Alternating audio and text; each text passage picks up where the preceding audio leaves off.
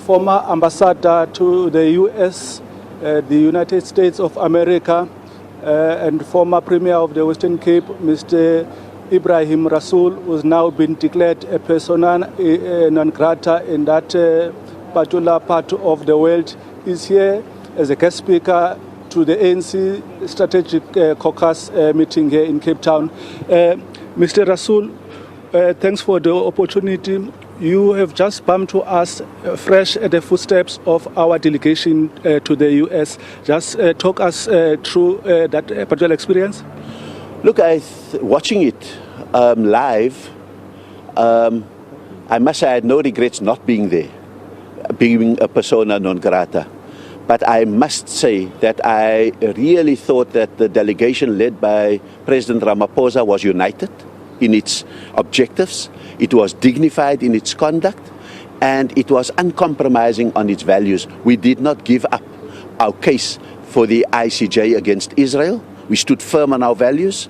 We advanced the negotiations about our interests, the trade and tariff deals that we would have, and very importantly, we stood firm and dignified in the face of enormous provocation by President Trump in the Oval Office. We had to endure lies about the white genocide, lies about land confiscation and all of those kind of things, and yet we remained the adults in the room.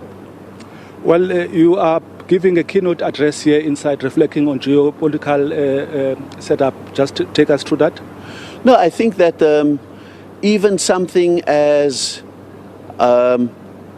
micro and provincial as a provincial caucus meeting needs to understand today what the global factors are, because the Cape Town and the Western Cape has been elevated onto a global stage when Johan Rupert declared to the world that, unfortunate as, for example, white farm murders are, there are more black deaths on the Cape Flats than there are white farm murders across the country.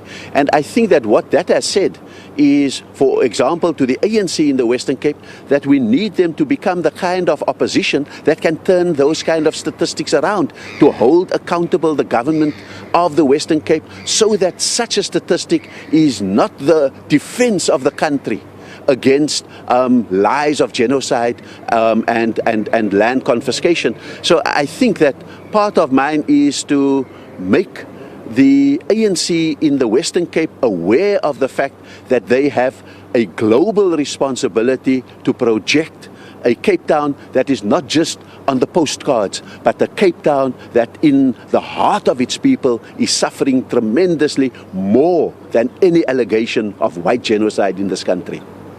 Well, thank you very much, sir, for your time. We really appreciate it. Well, there you have it, former ambassador to the US, unpacking it for us just at the footsteps of our delegation in the US just this past week.